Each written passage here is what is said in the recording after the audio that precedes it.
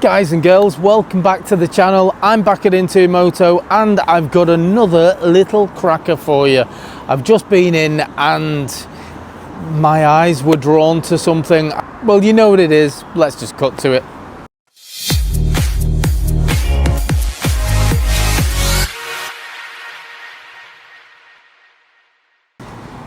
Here we've got Vespa's GTS 125. Now this is an older bike. It's a 2012 bike, so it's got some years behind it, but it looks absolutely stunning. What we'll do, we'll have a look round the usual way. I'll throw some specs at you as we're going, and then of course I'll take it for a ride. We'll see how it performs, but I am looking forward to this one, and there's quite a few reasons why, so stay with me for that. So let's start off with the full walk round so you can see it from all angles.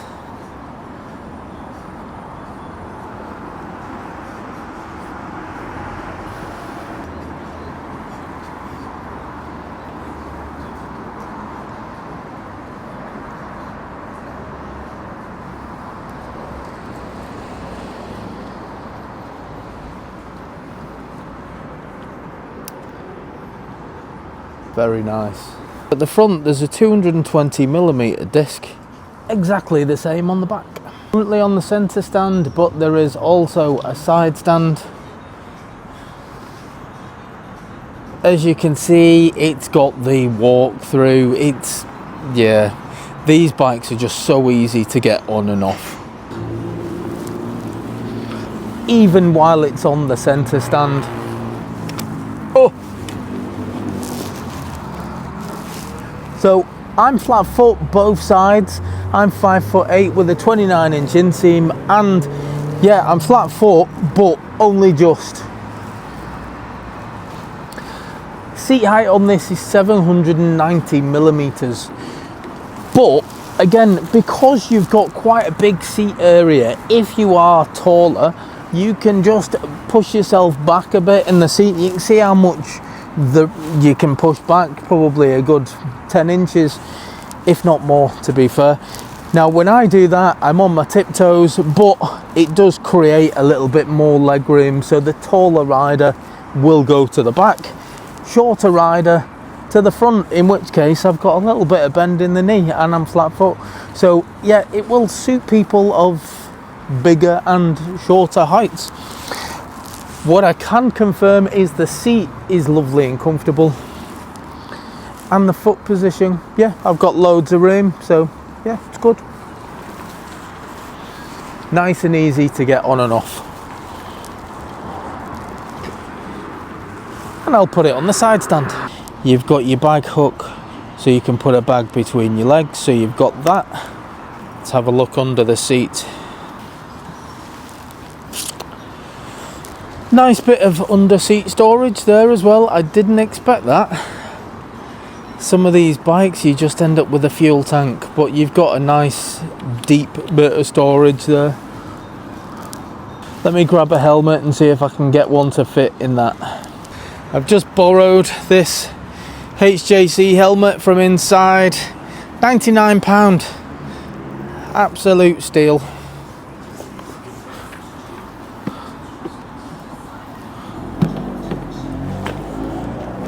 There's the problem though with any full face helmet. Scooters always do seem to struggle with a full face helmet, don't they?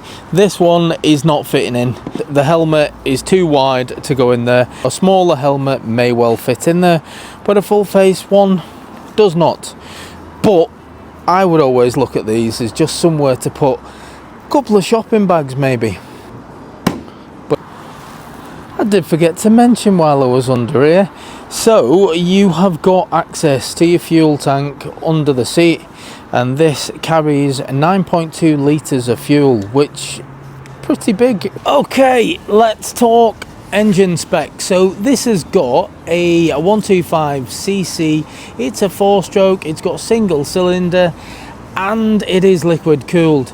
Now the power for this has actually blown me away, to be fair. It's a scooter that has 14.9 horsepower.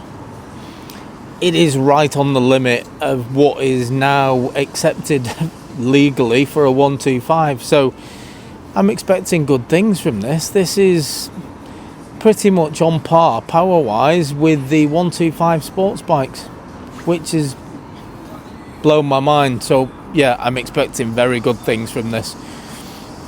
Looking forward to taking it out for a spin. As I showed when I sat on it, there is loads of movement there. Yes, there is a raised bit for a rear pillion should you want to take one, but the front part, yeah, you've got loads of wiggle room, as I showed you, to shuffle back or go forwards depending on how tall you are.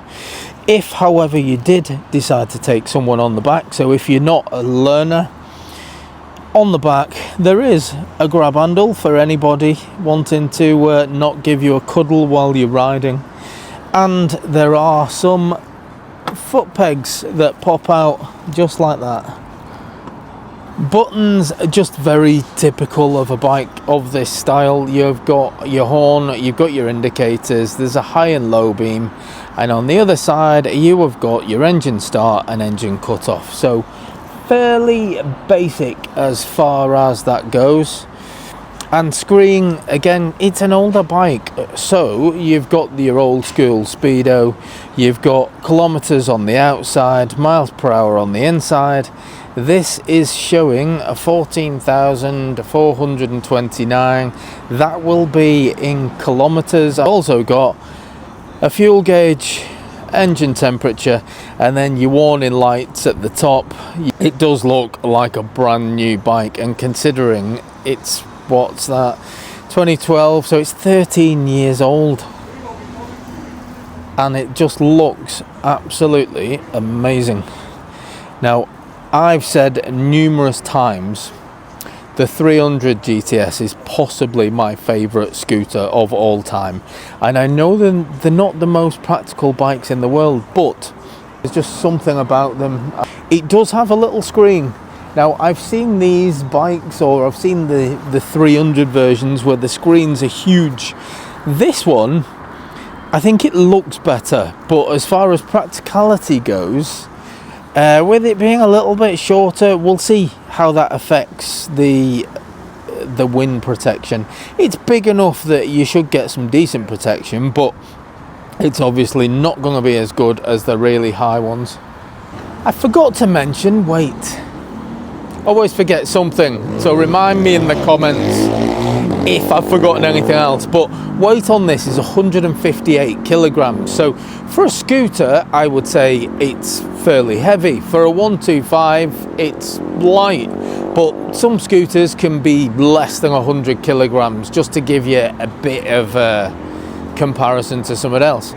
Let me think. Something like the Suzuki Address, for instance, is around the 100 kilogram mark, so you can see this is a lot heavier than that. So what I'm going to do, I'll take it off the side stand and I'm just going to turn it around just to see how easy it is to do that. And I'm not like these guys that work at Into Moto, where they can just get a bike and they literally like push it around like, yeah, they handle the bikes all day, so they do it without even trying. I don't do it all day, so we'll see how easy I can do it. Certainly feeling it when you're wheeling it uphill. And the car park here, it's not perfectly flat, it's not like a really steep hill or anything, but you do notice when you're on the flat bit and when you're on the uphill bit. But it's easy enough. I mean, certainly when you're used to bigger bikes, it'll feel really light, but compared to the really light scooters, you notice the weight a little bit. Now is the time, the fun bit. I'm going to take the bike for a ride. It is really busy around Warrington today. There are roadworks everywhere, which means there's traffic everywhere. So I'm going to experience what this bike is like with a bit of traffic and filtering and everything else, and hopefully I can find somewhere where I can open it up as well and we can see what the performance is like, because I need to see 14.9 horsepower in a 125cc scooter. Sounds like it's going to be fun, but is it? Let's go and find out. Oh, did I tell you the price? I can't remember. Anyway, I'll give you the price. £2,199. that is what this is up for sale for at Into Moto. And looking around the bike, it looks like a new bike. So yeah, let's see if it rides as good as it looks. Let's go. Get all sentimental about these Vespas, and I've never actually ever owned one. Oh, lovely. It's even got that like older scooter feel to it. It's got a bit of a rumble, but I like that. That's the character of it. So you can see a little bit of vibration on the mirrors. I can just feel the engine via my backside, via the seat. Let me turn it round. I'm sure there's not going to be an issue because the turning circle is pretty good.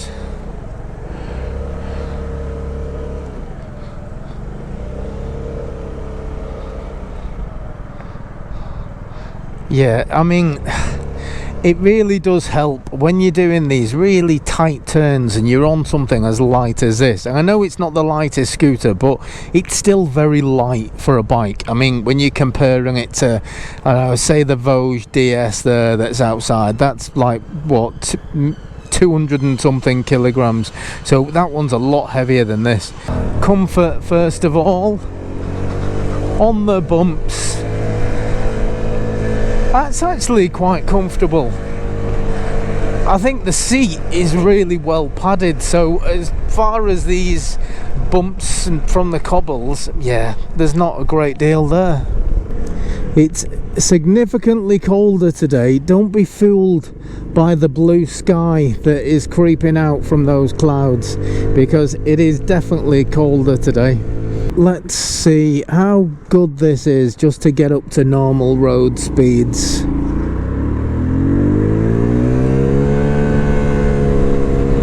And there's 30.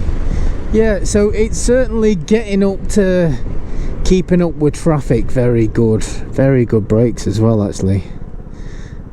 Yeah, I'm in the middle of telling you about performance whilst braking hard, because, you know, picking speed up quickly means you've got to slow down even quicker. Yeah, we're getting up to normal road speeds with no issues, and that's really what you want out of a 125 scooter or bike. This does it very nicely. What I want to check is, can this get to 60 miles an hour? And I'd be shocked if it couldn't. But as I've already mentioned, it's quite heavy. So, well, it's quite heavy for a scooter. So the fact that it's got 14.9 horsepower is brilliant. But the fact that it's about 20 to 30 kilos heavier than other scooters, that might hinder the performance a little bit. Hopefully it'll balance itself out, you know, more power, more weight, but we'll see. 30 miles an hour is nice and comfortable. Even going over the odd little bump. We've got smaller wheels, we've only got the 12-inch tyres on it, so smaller wheels. However, I've been over a couple of lumps and bumps in the road, and yeah, it just seems to soak them up nicely. This wind protection, I am feeling a little bit of wind kind of on my chin, which is surprising because my chin is like down here somewhere compared to how this screen is. So yeah, I think it's obviously sneaking in from round the sides. So yeah, up to 40 miles an hour. Let's take it up to 50. Yeah, 50 mile an hour. I mean, it's getting there really quickly, to be fair. There's no drama with it. It seems to be really smooth with the speed increase, which is good. Let's try with a little bit of filtering. Not normally an issue with a scooter because they are just small bikes. You fit through gaps in a scooter that ordinarily you can't fit through on anything else. But yeah, straight through, and I'm actually pulling away from traffic there.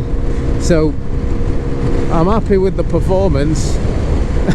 In fact, I'm very happy with the performance. I've literally left those for dead back there.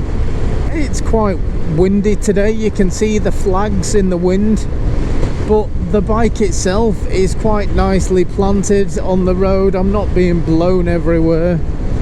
if I do want to move it around to dodge the odd little pothole in the road, because you know the UK is full of them, the councils are useless, you can move and dodge them quite quickly is what I'm getting at. The joys of scootering, at least I can get right to the front of the queue because I've got loads of room. I'm on a little scooty.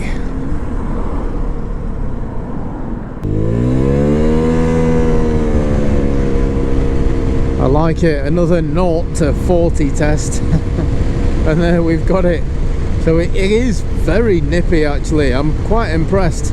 I was worried that the weight of this was going to really affect the performance, but it just feels like a quick 125.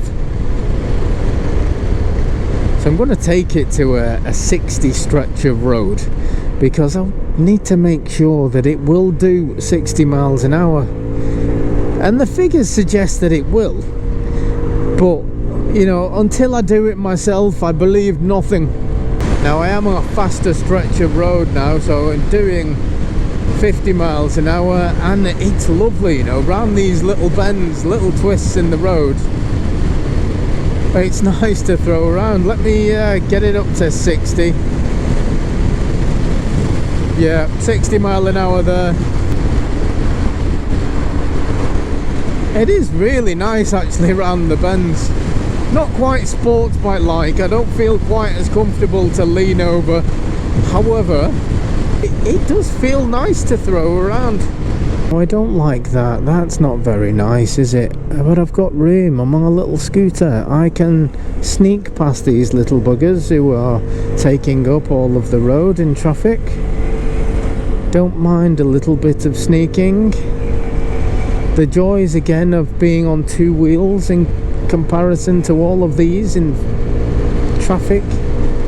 I can just sneak on past, and for anybody watching outside the UK, everything I'm doing now is completely legal and it's not dangerous. It's legal.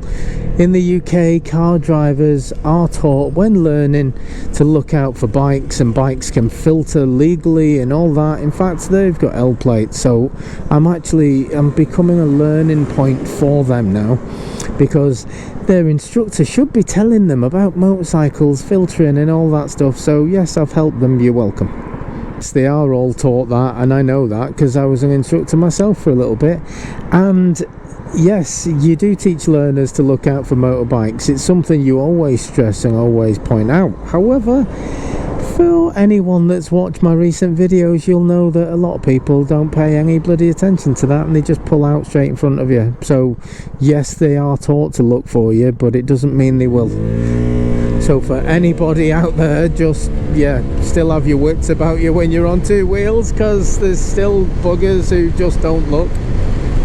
All I can confirm today is 60 mile an hour, and a little bit beyond comes up easily, and it's still pulling, so I know it can go faster.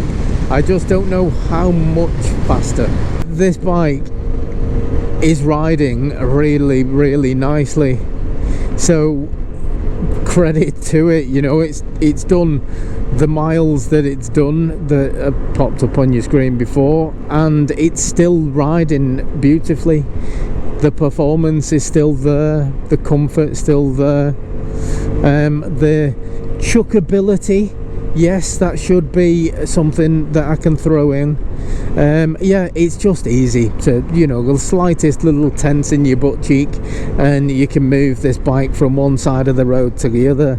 It's nice on the tight bends as well, as you've seen. Yeah, it's just overall a nice little thing, this. Now for £2,199, should you buy one? Well, see, I've already said I'm an old romantic when it comes to Vespa. There's just something about them, and Vespas are expensive, and I accept that you do pay for the name when it comes to a Vespa as well. I know Intumoto sell cheaper brands that you can buy brand new for £2,199. You could buy a brand new bike. In fact, you could buy a brand new bike and have change. what I'm going to say with this bike, as I've said a couple of times already, I'm a bit of a romantic when it comes to these Vespas. Put my visor up now. I am a bit of a romantic when it comes to them. I really do like them. I love the styling. I love how they feel when you ride in them. They've got a bit of character to them that the modern day bikes don't have. Are you going to buy a new bike or a used bike? This bike, aesthetically from the outside, I mean, it's been cleaned beautifully. It looks like a new bike, and yet it's 13 years old. So the bike looks amazing. It looks in tip-top shape. It rides beautifully. It's a really nice bike, but it just comes down to, do you want a used bike or do you want a new bike? Do you want to go out and buy a brand new bike for the same price, but arguably, you know, you're buying a cheaper brand, or do you get a used Vespa? Now, for me personally, I think if one of the MGBs or Sims or, you know, cheaper bikes was wheeled out next to this, I would just be drawn to this because I love Vespas. I just think that the character and everything of them is brilliant, but they perhaps aren't as practical as others that have got more storage. I get all that. I just like Vespas. So if it is a bike that you're interested in, and you should be, because it is a lovely little thing. It is. It's a lovely little thing. If it is a bike you're interested in, I'll put a link in the description for Into Moto. And if you're just looking for a scooter, Into Moto has lots and lots and lots of them inside. 125s, 50s, they've got a lot. Brand new, used, you name it, there's a lot. So if you're just looking for a scooter and you don't quite fancy one of these, you want a more modern one, just have a look at the website. They've got loads. But for me, yeah, I'm just going to go in and smile because I do love a Vespa. Thank you very much for watching. I'll catch you on the next one. Laters. Oh yeah, he's a killer, that's right.